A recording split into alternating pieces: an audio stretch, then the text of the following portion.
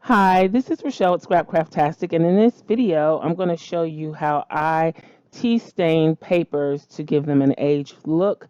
This is one of the methods that I use. I have tried some other things, and if you're interested in seeing those, let me know in the comments below.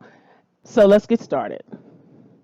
I've already prepped, and this is a glass Pyrex, or I don't know, it's a glass baking dish that I'm using, and I've already boiled and steeped, boiled some water and steeped some tea bags. These are old expired tea bags that I found in the back of the pantry when I was cleaning the pantry, so that was perfect since I couldn't actually use them for tea, to use them to stain the paper. So, and I just put a bunch of them in here. I like a darker, richer color, and since these are green tea, I use quite a few, as you can see. You can use whatever quantity you want depending on the richness of the color that you want. And also you can get a deeper, darker color by letting the paper soak in the water instead of just dipping and taking them out, which sometimes I do because I forget that I'm doing it, or I go off and work on something else. And here are some of the papers that I have. I got like a tablet of papers from Dollar Tree of the legal paper. I'm trying the yellow for the first time. Then I have these small sheets. Then these are all just misprints from me testing or having the wrong paper in my printer when I'm printing my inserts that I sell in my shop. So these, I always keep these and kind of upcycle them by tea staining them or using them in tags or as actual pages in my journals. So these are some of the papers that I'm going to stain.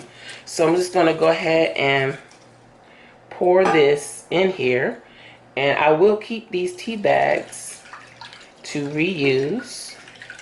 Oops. And maybe one more time. Okay. So that doesn't look dark. Like I said, it's green tea, so it's only gonna be so dark. I'm gonna start with my misprints. And basically what I do, other people do this differently, but in the interest of saving time, I basically just stack them in here. Now this water is a little hot, so I'm gonna get a spoon or something to help press it down so I won't put my fingers in it. And then I just layer it. I make sure that there is a layer of the tea solution on top of the paper before I put the next page down. And so that there's tea in between the pages, working on staining the paper. Okay.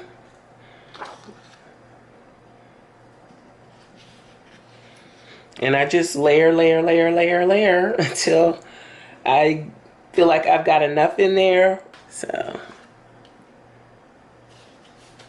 and I just keep all these spare pages in a little bag so that they are ready to be stained.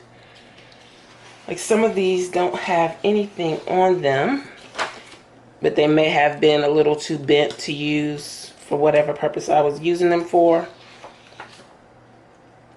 So, yeah.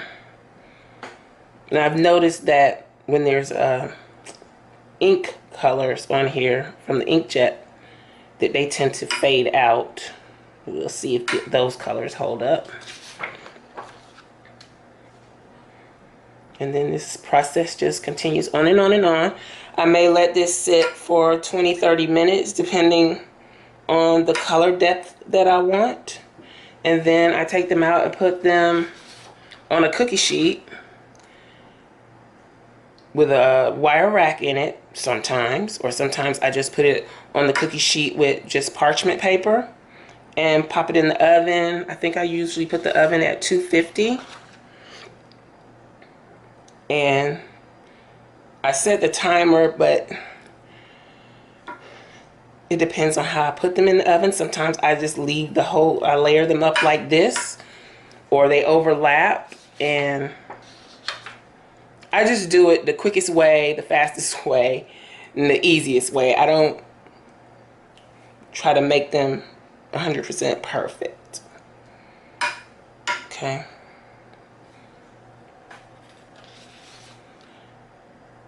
So that is basically all I do, and once I let these soak for a while, I'll come back and show you how I put them on the cookie sheet and put them in the oven, and we'll go from there.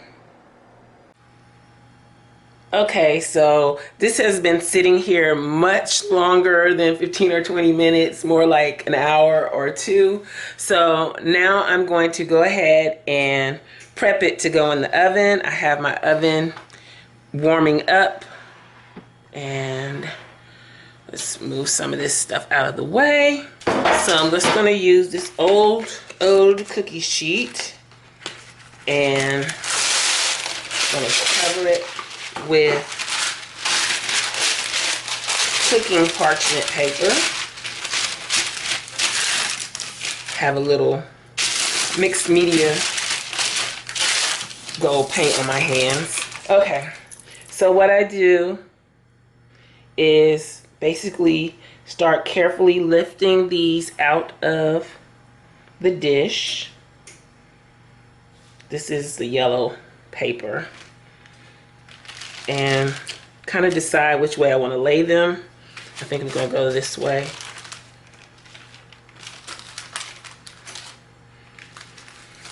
And I either just lay a few out. I have several pans that I could use, but I either just lay a single layer. They may overlap a little, or I just overlap a bunch of them. It just depends on how long I want this to take. I'm thinking that's 2 sheets, but it may only be 1 because it's the thicker paper. So as you can see, it's not really that dark, but depending on how long I leave it in the oven, it will get darker. So in this case, I am going to overlap a few because I have the legal paper, and then I have these smaller sheets from that tablet of paper, the half sheets, and as you can see, the blue lines are basically gone. They're very, very faint. So I'm just going to lay these on here like this, and then I'm going to put this in the oven, and then I'll come back and show you what they look like when I take them out. Okay, so here we are after 20 minutes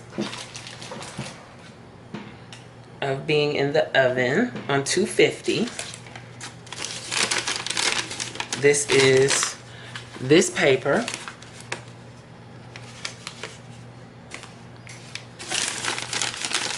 It's crinkly. It's very, very thin sheet paper, so these two were stuck together. So those are the half sheets. You see, this is what happens when they overlap. You get different markings, but that's fine. Then this is the insert paper. And I think this is 32-pound paper, so it's really heavy and crispy. And then that's what that looks like. Then this is the legal paper that was yellow. So now it really looks almost the same. You can still see a little of the yellow tint. So, but that is how I tea stain my papers. And I'm going to go ahead and start drying the rest of these and do a few more once I empty this pan. So if you have any questions or comments, please leave them below. Thank you for watching, and I'll talk to you later. Bye.